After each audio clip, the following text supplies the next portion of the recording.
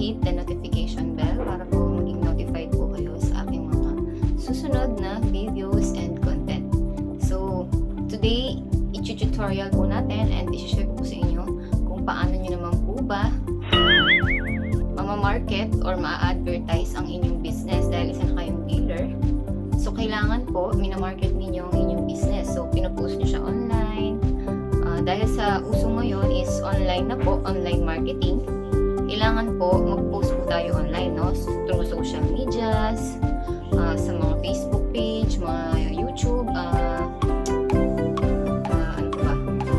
Mga Instagram or mga Twitter, yan. So, kailangan po i-market ninyo ang inyong business para po malaman ng mga tao na meron kayong business na binibenta or inaalok, no? Ina-advertise na gano'n. So, gagawin nyo lang po is gagawa po kayo ng Facebook page na nakakonect po sa inyong Facebook. And dito po sa tutorial na to, dito ko po ipapakita kung paano ninyo i-connect ang inyong Facebook account through Facebook page na gagawin ninyo. Then, dito rin po natin ipapakita paano ninyo i-promote ang inyong business or i-market, no?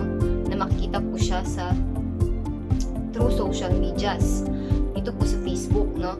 Kasi sa karamihan po ng mga ngayon, through online lang po nagpo-promote, no? Hindi na po kasi yung mga offline. Hindi na katulad ng mga dati na mag-flyers ka or mamimigay ka ng mga brochure, ganyan-ganyan.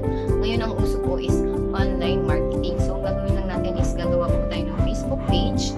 Then, dito po, sa tutorial natin, dito ko po ipapakita kung paano ninyo ipopromote ang inyong business using Facebook page. So, sundan lamang po ninyo ang tutorial natin or ang content na ipapakita ko po dito after po ng aking explanation. So, yun lang po and sana makita ko pa kayo sa susunod ng mga tutorials and videos na ida-download or ina-upload ko sa aking channel. So, ako nga pala si Coach Hana and please don't forget to subscribe.